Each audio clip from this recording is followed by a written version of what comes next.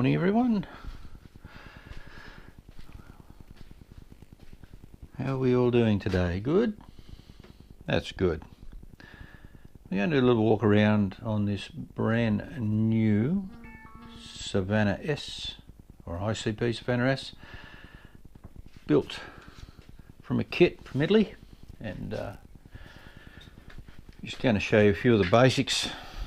And starting from the front, we have the ever reliable Rotax 912 ULS, 100 horsepower, horizontally opposed 4-cylinder, 2 big carburetors, dual ignition, dry sumped, and gearbox with an extension hub fitted to allow the cowl to be more aesthetically pleasing, and a little bit longer and more aesthetically pleasing, we should say. These are some of the items that we've probably improved, I believe, over the original kit,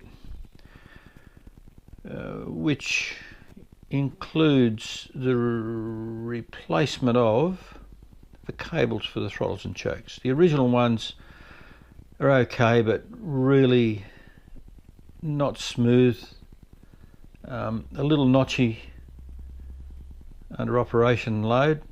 And we've found the carburetors run more evenly and balanced. The engine runs much sweeter, and you can apply, if you need it, 50 revs. If you just want that touch extra rev for cruise or for coming into land or flare, or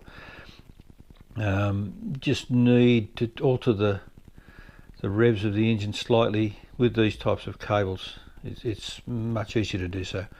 We're running actually, surprisingly enough, push-bike cables, and in a Shimano brand, beautiful stainless steel inner, very fine wire, but the secret of course is that the outers are not rolled wire, they're braid, and they also have a Teflon liner on the inside.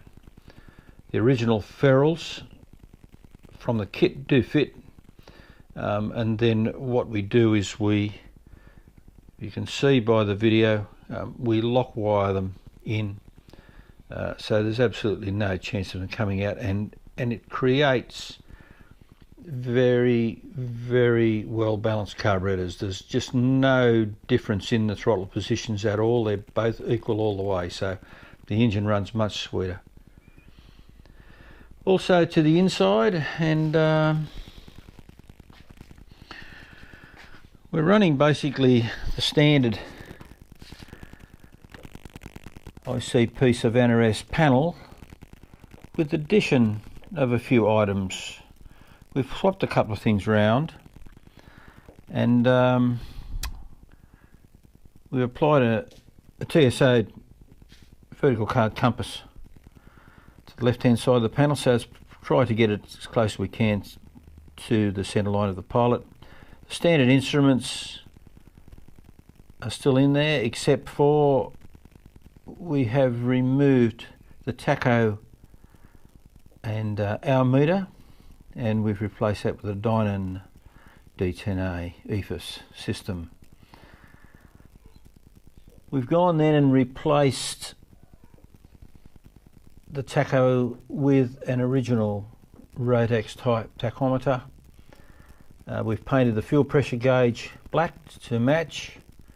We've used the original inside-outside airbox temp from ICP, but we have put in a VDO hour meter as well as a Rotax oil pressure gauge. The big difference here is that we've used Trig mil-spec radio and transponder. These are pretty good unit, we believe. We've had read a lot of reports, and there's been absolutely no problem with them. Crystal clear, easy to adjust, and of course the main benefit of these is that the 2 units are remote on the panel, so they're very small, very light, and then there's a harness runs back to the main radio, which you can fit anywhere under the panel. We've built a tray for this one, and they just clip in, and just easy to use, easy to get out if you want maintenance. Other than that, the basic panel is the same. We've had 2 more circuit breakers as we've had the dyno, and we're running autopilot. I believe we should also run. I believe that you should also run a warning light for the fuel pump. The fuel pump is really a great thing. It's an electric fuel pump. Use it to fill the carburetors if the aircraft has been sitting for a long time. Saves winding the engine over to build up fuel into the carburetors from the original mechanical pump. We use it mandatory on takeoff till we're established on a good climb, probably up to 1,000 feet, and when we're sure that if we do have a failure that we can get back to the airport with fuel.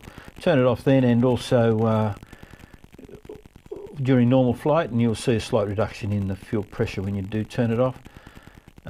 We also mandatory on all our aircraft that the fuel pump is turned on, fuel pressure checked on early downwind or approaching the airport, so that in the event of a failure of the main pump,